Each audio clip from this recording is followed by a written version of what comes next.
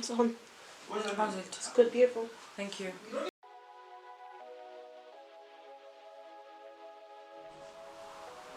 Hello beautiful people, welcome back to my channel. My name is Sandra Ihisia. First of all, I'd like to say a huge thank you to those of you that have seen my previous videos, and if you're still here to check them out, please don't forget to do so.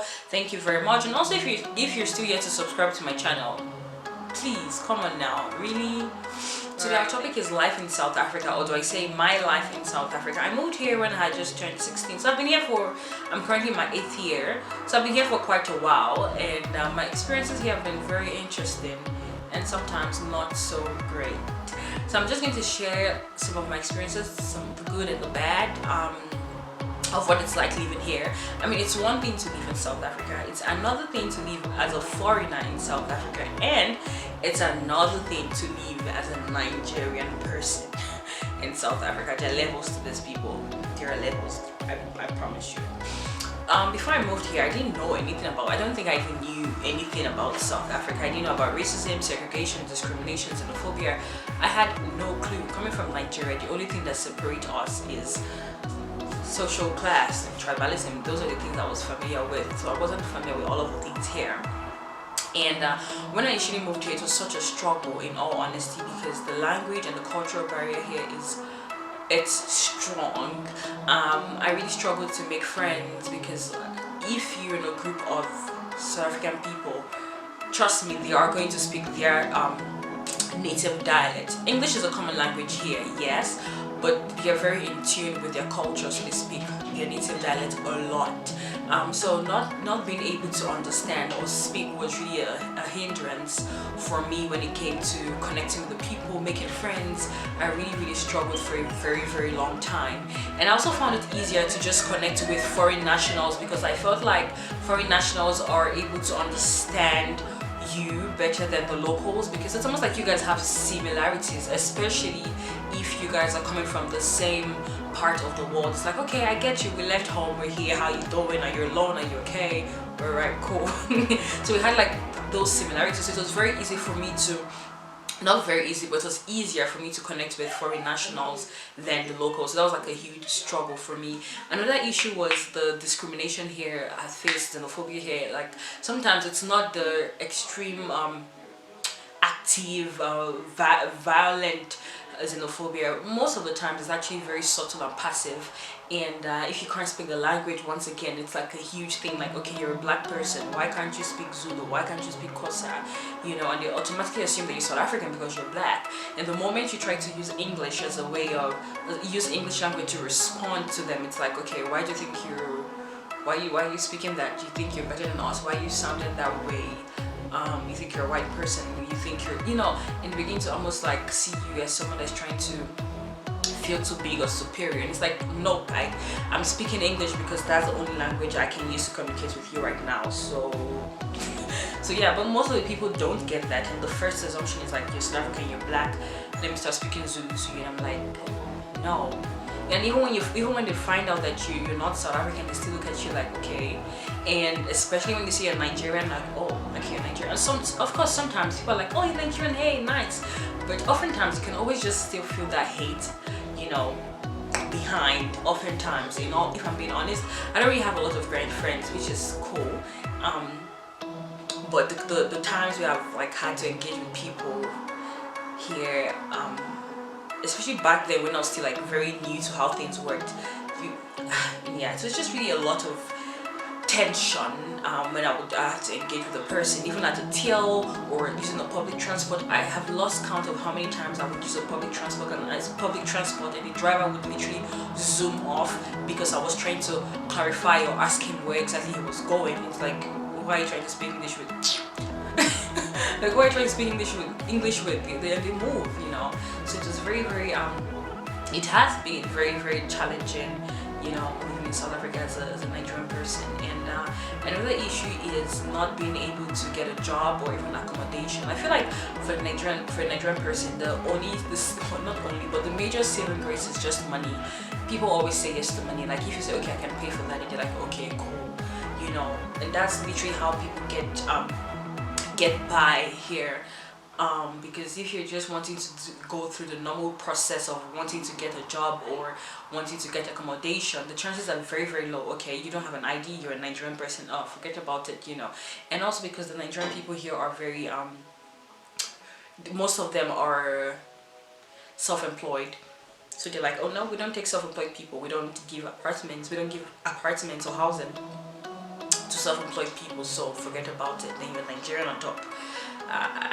Forget about it.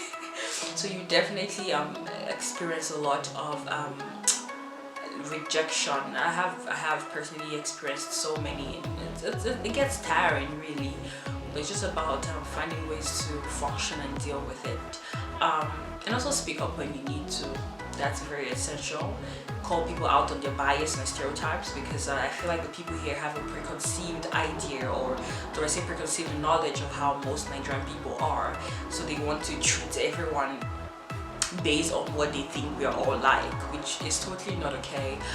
You know, when I had initially moved here, at first it got to a point where I actually started lying about my nationality, because I was just like over it, and you could always just feel like this danger towards you because you're a Nigerian person. You know, I started saying I was Ghanaian, and I started using Ghana because I feel like South African people don't have a perception of how Ghanaians are, so it's almost like it's very easy for them to just look past you because you're Ghanaian. So it's like, oh, you're Ghanaian, oh, okay. Compared to when you see a Nigerian, okay, which part of Nigeria are you from?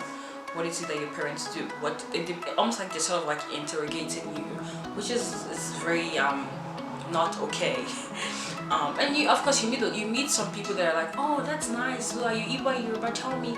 And they begin to tell you all of the horrible things they've heard about Nigerians, and it's just like, oh my goodness gracious God.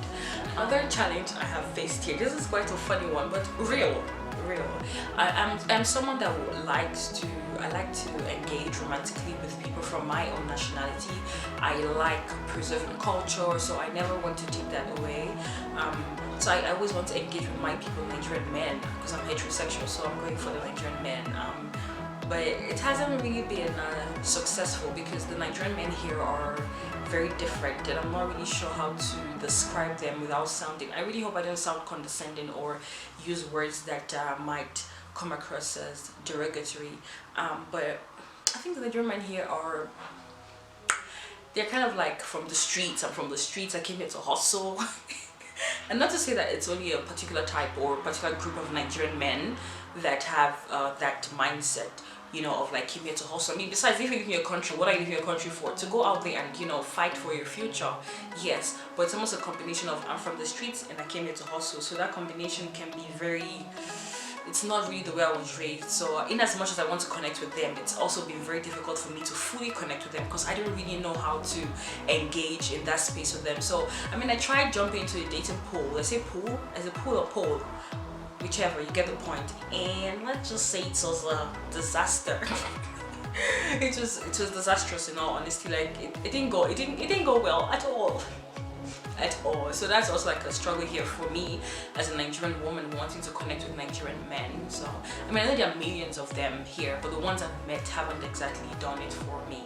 So that's a struggle of mine. And another issue here, another issue I've been faced with, or I'm still faced with, is the thing of like not being planted, not knowing where to sort of like invest my resources and to begin to plan for the future. It's almost like I spent 15 years of my life in Nigeria, and I've spent 8 years of my life here.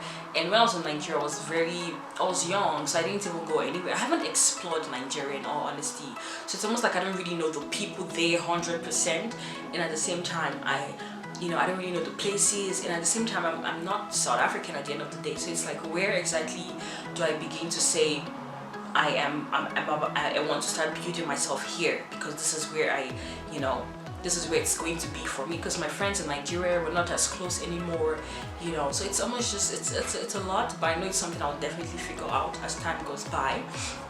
And the last but not the least, this is actually very interesting. Living in South Africa, oh my god, has taught me how to, I feel like growing up in Nigeria, there's like this, of course, discrimination when it comes to social class, and also people that grew up in Lagos just feel, we have that thing of like, oh, Lagos it's Lagos, so what are you talking about? If you didn't grow up in Lagos, then you know, you're a bush person or whatever, which is very silly, and also not true.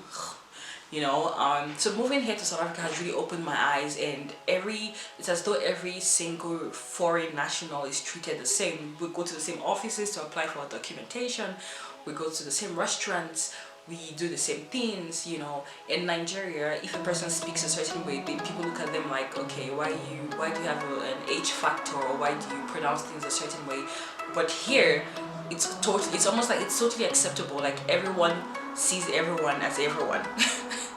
You know, like there is that discrimination of like social class, because I mean, of course, within the Nigerian community there's definitely levels to it still, but on a general scale of things, for me anyways, I'm able to just relate to any and everyone based on them just being a human being, and also them just being Nigerian.